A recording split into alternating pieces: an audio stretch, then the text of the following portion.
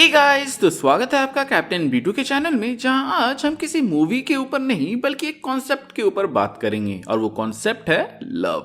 इंसान जब से सोचने और समझने लगा है तब से उसने खुद से ये सवाल पूछा है कि लव क्या है, और अनफॉर्चुनेटली ऑलमोस्ट सभी इसमें फेल हुए हैं ये बताने में कि लव जिसको हम प्यार बोलते हैं वो एक्चुअली में क्या है। इसके अलावा प्यार और भी कॉम्प्लिकेटेड हो जाता है जब आप ये समझते हो कि प्यार सिर्फ रोमांटिकली ही नहीं होता है। और ये लाइन थोड़ी चीजें लग सकती है, लेकिन प्यार हर जगह है और ऑलमोस्ट हर किसी को लाइफ में कभी न कभी हुआ है और ये चीज मिला है, जैसे कि पेरेंटल लव, मतलब कि वो प्यार जो कि पेरेंट्स अपने बच्चों से करते हैं, फेमिलियल लव जो कि लोग अपनी फैमिली से करते हैं। इसके अलावा जब कोई आर्टिस्ट या आप किसी चीज को किसी शिद्दत से बनाते हो तो उससे भी आपको प्यार हो जाता है। मैं सुपर हीरो मूवीज पर इतनी बात इसलिए कर पाता हूं because I love those movies, and मेरे जैसे और भी कई सारे लोग हैं जो किसी न किसी चीज को प्यार करते हैं, एंड इन्हीं सारे फैक्टर्स के वजह से प्यार की एक डेफिनेशन बनाना मुश्किल हो जाती है। एंशिएंट ग्रीक फिलोसोफर्स ने लव को 3 हिस्सों में बांटा हुआ है, फिलिया, इरोस, अगापे। सबसे पहले इरोस की बात करें तो इस टाइप का लव फिजिकल होता है और इस टाइप का लव हमें एक रिलेशनशिप के स्टार्ट में दिख सकता है जहां लोग एक दूसरे के साथ कॉन्स्टेंटली रहना चाहते हैं और उन्हें होल्ड करना चाहते हैं, और भी कई सारी चीजें वो करना चाहते हैं जो कि मुझे यूट्यूब बोलने की अलाउंस नहीं देता है। बाकी आप खुद समझदार हैं कि मैं यहाँ पे क्या कहना चाह रहा हूँ, जिसको अगर मैं इन शॉर्ट बोलूं तो इरोस को हम सेल्फिश लव समझ सकते हैं, जहां हम उस पर्सन को सिर्फ अपने साथ देखना चाहते हैं। वहीं बात करें फिलिया की तो इस वर्ड का मीनिंग होता है फ्रेंडशिप। सो हम फिलिया को एक mutual love and respect between friends समझ सकते हैं, जैसे कि सुपरमैन एंड वंडर वुमन के बीच में है। वहीं अब बारी आती है अगापे की, तो it's the most wonderful feeling in this world. मतलब कि अगर सिंपल लैंग्वेज में बोलूं तो अगापे इज सेल्फलेस लव, किसी को इतना प्यार करना कि आप उनके लिए खुद को सेक्रीफाइस करने के लिए तैयार हो जाओ, जैसे टोनी ने खुद को सेक्रीफाइस किया था अपने फैमिली एंड ब्रह्मांड के वेलफेयर के लिए। ये 3 टॉपिक्स लव के एलिमेंट्स को समझाते हैं, फिर भी कहीं ना कहीं लव एक्चुअली में क्या है ये अच्छे से एक्सप्लेन नहीं कर पाते। अब जब आपको फिलॉसफी आंसर नहीं दे पाई तब मुड़ते हैं हमारे मीडिया के तरफ एंड जानते हैं कि हमारी मूवीज और मीडिया क्या सोचती है लव के बारे में। हम सभी का एक्सपोजर या फिर कहें कम से कम इस जनरेशन को लव के बारे में तो मूवीज के थ्रू ही सबसे ज्यादा पता चला है, और यहाँ मैं बात करना चाहूंगा कॉर्पोरेटाइजेशन ऑफ लव के बारे में। अब देखो भाई, वैलेंटाइन डे एक फीस्ट की तरह स्टार्ट हुई थी जहां क्रिश्चियंस सेंट वैलेंटाइन जो कि एक पोप थे इन एंशिएंट रोम, वो शहीद हुए थे ऑन 14th फेब। सो उस दिन हर साल एक फीस्ट चलने लगी और ये slowly feast turn into a celebration of love, और हमें मिला वैलेंटाइन डे जो कि एक दिन था जहां लोग अपने प्यार का इजहार करते, और फिर स्टार्ट हुआ लव पे कैपिटलाइज करना, जहां वैलेंटाइंस डे वैलेंटाइंस वीक बन गया, जहां हर डे एक स्पेशल प्रोडक्ट के साथ एसोसिएट कर दिया गया। और ऐसा नहीं है कि अगर आप अपने लव्ड वंस को गिफ्ट दे रहे हैं तो वो रॉन्ग है, मगर कुछ लोग इन गिफ्ट्स को लव का एक्सप्रेशन समझ लेते हैं और ये चीज मूवीज और टीवी शोज की वजह से और भी ज्यादा प्रेवलेंट हुई है।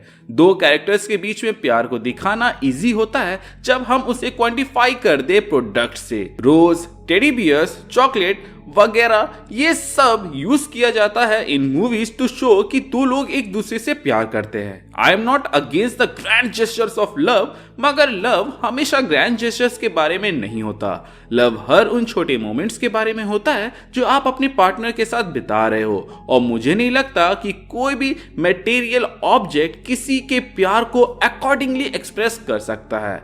विश्वास नहीं होता तो आप खुद एक बार सोच कर देखो कि आपके लिए क्या इंपॉर्टेंट रखता है, वो गिफ्ट जो आपको मिली है या फिर वो गिफ्ट एक स्पेसिफिक पर्सन से मिलना। मेरे हिसाब से किसी भी गिफ्ट की वैल्यू उसके प्राइस से ज्यादा इस बात पर निर्भर करती है कि वो कौन दे रहा है। सो देखा जाए तो हम घूम फिर के उसी क्वेश्चन पे आते हैं कि लव क्या है।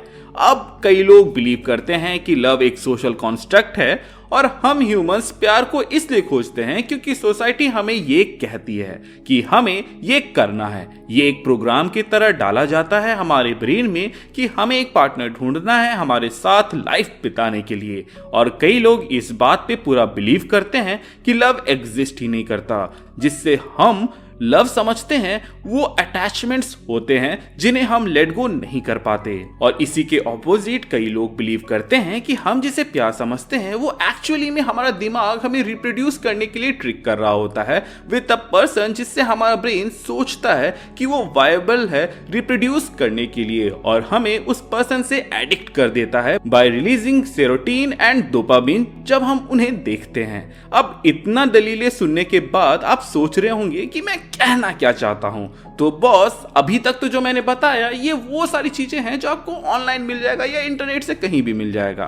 बट मेरा इसमें क्या मानना है चलिए उसको जानते हैं। तो मेरा मानना ये है कि सारे आर्ग्यूमेंट्स कहीं ना कहीं सही हैं, इसीलिए अलाउ मी टू एक्सप्लेन। सारे आर्ग्यूमेंट्स में कुछ पॉइंट्स कुछ हद तक ही सही हैं। लव एक सोशल कंस्ट्रक्ट नहीं है, लेकिन आसपास के लोग डायरेक्टली और इनडायरेक्टली हम पर प्रेशर जरूर डालते हैं कि एक पार्टनर ढूंढो। हमारी बॉडी हमें एक पर्सन से एडिक्टेड बना देती है, लेकिन हम उससे अट्रैक्शन बोलते हैं। लव तब होता है जब हम उस पर्सन को जान पाते हैं। एंड यहाँ पर मैं कहना चाहूंगा कि एरोस, फिलिया एंड अगापे मिलके लव को बेस्ट एक्सप्लेन कर पाते हैं, जहां ये एज अ रिलेशनशिप के स्टेजेस की तरह वर्क करते हैं। जहां इरोस रिलेशनशिप के स्टार्ट के फिजिकल अट्रैक्शन को एक्सप्लेन करता है, वहीं फिलिया वो स्टेज है जब हम रिलेशनशिप में आगे आ चुके होते हैं और फिजिकल अट्रैक्शन को उतना प्रेवलेंट नहीं मानते हैं। सो हम फाइनली अपने पार्टनर को एज अ पर्सन देखते हैं और उनसे काइंड ऑफ एक फ्रेंडशिप बना पाते हैं।